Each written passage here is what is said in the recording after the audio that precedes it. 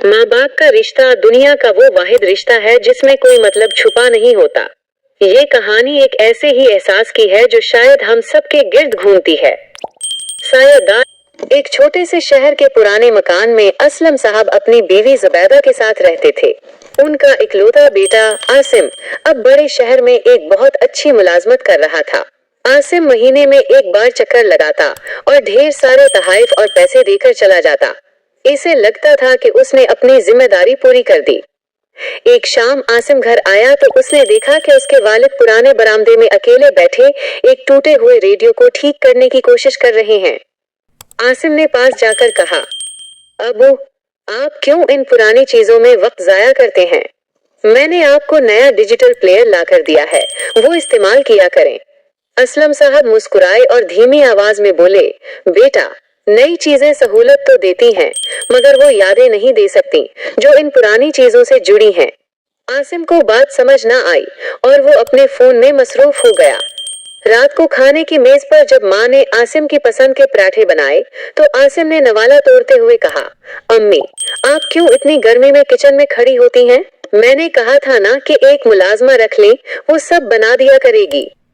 जुबैदा बेगम ने प्यार से आसिम के सर पर हाथ फेरा और कहा, मुलाजमा के हाथ में जायका तो हो सकता है बेटा, पर वो दुआ नहीं होती जो माँ के हाथ खाने में शामिल करते हैं।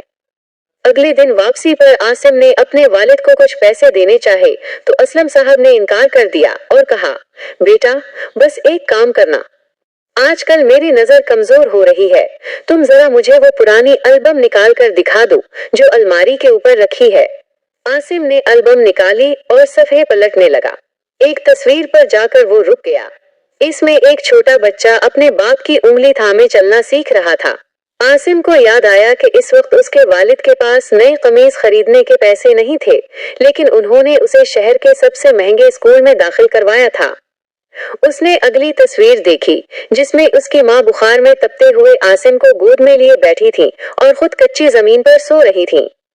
आसिम के दिल में एकदम से होक सी उठी। उसे एहसास हुआ कि वो जिन चीजों को सहूलत और पैसा समझ रहा था, वो उन कुर्बानियों का नेमुल बदल कभी नहीं हो सकती। वो समझ गया कि माँ बाप को पैसों या नई मशीनों की नहीं, बल्कि वक्त और तवज्जो की जरूरत होती है।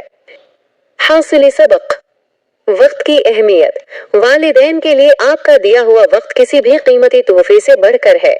खुलूस, दुनिया के हर रिश्ते में लेन देन हो सकता है, मगर माँ बाप की मोहब्बत बेलौस होती है।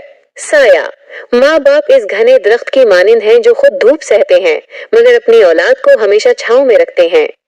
अपने वालिदैन की कदर करें, इससे पहले कि वो सिर्फ आपकी दुआओं और यादों में रह जाए। माँ बाप